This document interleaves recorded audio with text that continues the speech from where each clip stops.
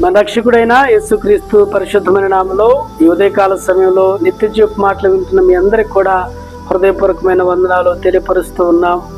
ఆ ఉదయకాల సమయంలో వస్తున్న ఈ యొక్క మాటలను మీరు విని ఆధ్యాత్మికమైన దీవెనలు అనుభవించాలని, దేవునికి దగ్గరగా ఉండాలని, దేవుని సేవకులకి దగ్గరగా ఉండాలని, మనము ఈ లోక సంబంధమైన సహవాసాన్ని విడిచిపెట్టి పరిశుద్ధుల సహవాసంలో కొనసాగాలనే ఉద్దేశంతోనే ఈ యొక్క ఉదయకాలపు నిత్య జీవపు మాటల్ని అందించడం జరుగుతుంది. కనుక ఈ పరిచర్య కొరకు మీ ప్రార్థనలో జ్ఞాపకం చేసుకోండి. ఈ రోజుకి కావలసిన దేవుని యొక్క వాక్యాన్ని, నిత్య జీవపు మాటల్ని దేవుని వాక్యంలో నుంచి మనం గమనించినట్లయితే ఫిలోమోను యొక్క జీవితాన్ని మనం చూస్తూ ఉన్నాం. ఫిలోమోను ఎవరయ్యా అంటే, ఫిలోమోను దేవునికి దగ్గరగా ఉన్నాడని, ఫిలోమోను దేవుని సేవకులకి దగ్గరగా ఉన్నాడని, ఫిలోమోను దేవుని సంఘానికి దగ్గరగా ఉన్నాడని, ఫిలోమోను పరిశుద్ధులకి దగ్గరగా ఉన్నాడని, లోకానికి దూరంగా ఉన్నాడని, పాపానికి దూరంగా ఉన్నాడనే విషయాల్ని మనం వింటూ వచ్చాం. ఈ ఉదయకాల సమయంలో కూడా మరొక విషయాన్ని మనము ఫిలోమోను నుంచి మనం నేర్చుకోగలం.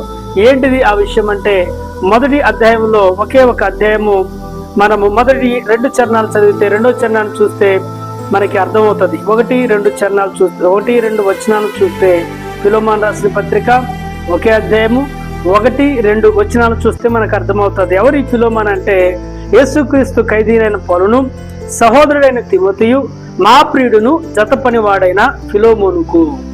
ఎవరు ఫిలోమోను అంటే, దేవుని సేవకులకు దగ్గరగా ఉంటూ వచ్చాడని మనం విన్నాం. మరొక కొత్త విషయం ఏదైనా ఉంది అంటే ఫిలోమోను నుంచి మనం నేర్చుకోగలిగింది. ఎవరు ఫిలోమోను అంటే, ప్రియుడు అని రాయబడి, ప్రియమైన వ్యక్తి, నా జత పనివాడు అన్నాడు. ఫిలోమోను కుటుంబం గురించి పౌలు చాలా చక్కగా సంబోధిస్తూ వచ్చాడు. ఫిలోమోను, నీవు నాకు ప్రియుడివి. ఫిలోమోను, నీవు నాతో పాటు జత పనివాడివి. అంత మాత్రమే కాదు, నీ కుమారుడు కూడా, నీ కుమారుడైన అర్పియ ఎవరయ్యా అంటే, నాతో పాటు యోధుడు అని చెప్తూ వచ్చాడు. నీ భార్య, తన భార్యను గురించి కూడా మాట్లాడుతూ వచ్చాడు. గుర్తుపెట్టుకుందాం, ఫిలోమోను ఎలా ఉన్నాడో తెలుసా? సేవకులకి ప్రియమైన వాడుగాను, సేవకులతో జతపని వాడుగాను, ఫిలోమోను యొక్క కుమారుడు యోధుడు గాను, ఫిలోమోను యొక్క భార్య కలిసి పనిచేసేదిగా ఉంది. గుర్తుపెట్టుకోండి, సేవకుడు ఫిలోమోనును బట్టి దుఃఖపడటలేదు కానీ సేవకుడు ఫిలోమోనును బట్టి సంతోషించేవాడిగా ఉన్నాడు. ఫిలోమోనును బట్టి ఆనందించేవాడిగా ఉన్నాడు. ఫిలోమోనును బట్టి గర్వపడేవాడిగా ఉన్నాడు. ఫిలోమోనును బట్టి అతిశయపడేవాడిగా ఉన్నాడు. ఫిలోమోనును బట్టి ఆనందించేవాడిగా ఉన్నాడు. కారణం ఏందో చెప్పమంటారా?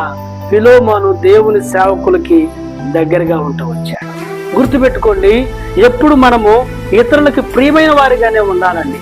మనము ఇతరుల్ని సంతోషపెట్టేవారిగా, అంటే మనల్ని ఎవరైతే రక్షణలోకి నడిపిస్తూ వచ్చారో, దేవుడు మనల్ని ఏ సంఘంలో అయితే స్థాపిస్తూ ఏ సంఘానికి అప్పగిస్తూ వచ్చాడో ఆ సంఘ కాపరిని ఎలా ఉండాలి అయ్యా అంటే, మనము మనల్ని బట్టి మన సంఘ కాపరి, మనల్ని రక్షించిన మా ప్రియ దేవుడు యేసుక్రీస్తు సంతోషించేటట్లుగా ఉండాలి.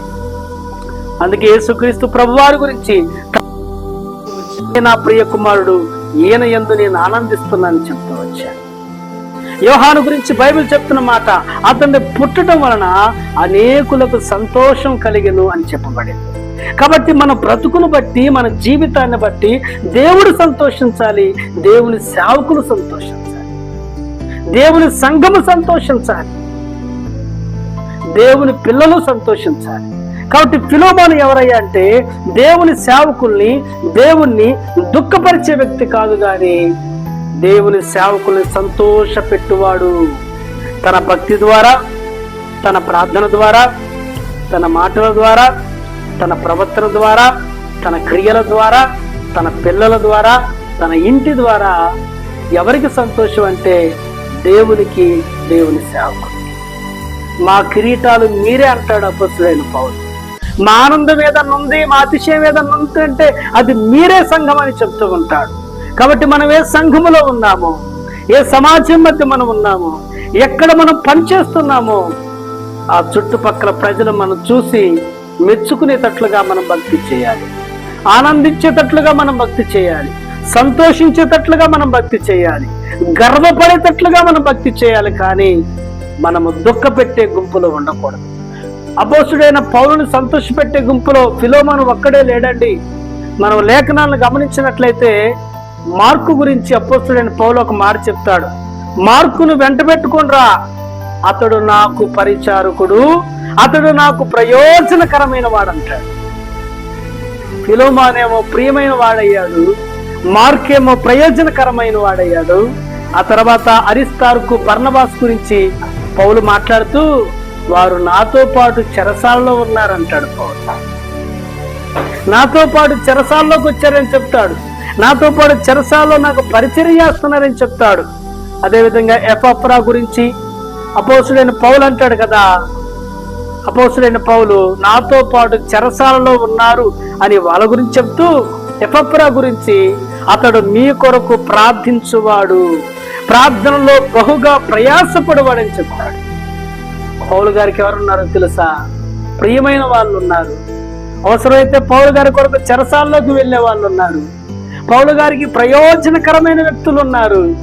పౌలు గారి కొరకు ప్రార్థనలో బహుగా ప్రయాసపడి వ్యక్తులు ఉన్నారు.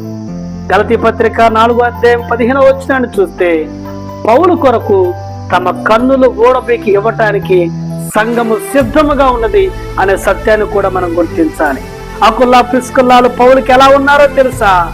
వారు తమ ప్రాణము కొరకు, నా ప్రాణం కొరకు తమ ప్రాణాన్ని ఇచ్చేశారంటాడు పౌలు. ప్రియమైన దేవుని బిడ్డలారా, వీళ్ళందరూ కూడా మనలాంటి మనుషులను గుర్తుపెట్టుకుందాం. వీళ్ళందరికీ కూడా మనలాంటి భావజనమే ఉంది, మనలాంటి భావోద్రేకాలు ఉన్నాయి అనేది మనం గుర్తుపెట్టుకుందాం. వాళ్ళు కూడా మనలాగా విశ్వాసులని గుర్తుపెట్టుకుందాం. కానీ నీ విశ్వాసానికి వారి విశ్వాసానికి ఎంతో వ్యత్యాసం ఉంది. పౌలు కొరకు ప్రాణం పెట్టే వాళ్ళు ఉన్నారు, పౌలుకి ప్రయోజనకరమైన వాళ్ళు ఉన్నారు, పౌలుకి కన్నులు ఇచ్చే వాళ్ళు ఉన్నారు, పౌలుని కాపాడే వాళ్ళు ఉన్నారు, పౌలు కొరకు సమస్తాన్ని దేవుని కొరకు, సేవకుని కొరకు, పౌలు కొరకు ఇచ్చే ప్రజలు ఉన్నారు. కాబట్టి ఇట్టి వారందరిని బట్టి పౌలు ఎలా ఉన్నాడు తెలుసా? సంతోషముగా ఉన్నాడు. నిన్ను బట్టి దేవుని సేవకుడు దుఃఖపడకూడదు, నిన్ను బట్టి దేవుడు దుఃఖపడకూడదనే సత్యాన్ని ఈ ఉదయకాల సమయంలో గుర్తుపెట్టుకో. అదేవిధంగా పౌలును దుఃఖపెట్టిన వాళ్ళు కూడా ఉన్నారు. అదే తిమోతి పత్రికలు అంటాడు కదా, డేమా ఇహలోకాన్ని స్నేహించి వెళ్ళిపోయాడు అంటాడు. అలెగ్జాంద్రియను కంచరవాడు ఎంతో కీడు చేశాడంటాడు. యేసుక్రీస్తు ప్రభుతో ఉన్న యోధ చివరికి యేసుని అప్పగించేశాడు కదా. అలెగ్జాంద్రియ అనేవాడు, డేమా అనేవాడు, యోధ అనేవాడు, వీళ్ళందరూ దేవునితోనే ఉండి పాడైపోయారు. వీళ్ళందరూ దేవుని పిల్లల్ని దుఃఖపెట్టే వాళ్ళు అయిపోయారు. మోషే మీద తిరుగుబాటు చేశారు అహరోను తన అక్క. ఇంకా కొంతమంది ప్రజలు తిరుగుబాటు చేశారు.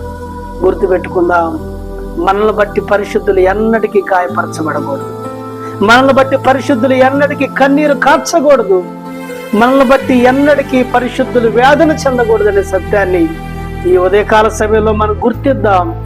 మనల్ని బట్టి మన సేవకుడు సంతోషంగా ఉండాలి, మనల్ని బట్టి మన కుటుంబం సంతోషంగా ఉండాలి, మనల్ని బట్టి మన తల్లిదండ్రులు సంతోషంగా ఉండాలి, మనల్ని బట్టి మన సంఘం సంతోషంగా ఉండాలి.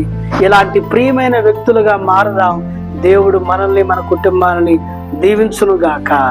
ఆమేన్, ఆమేన్.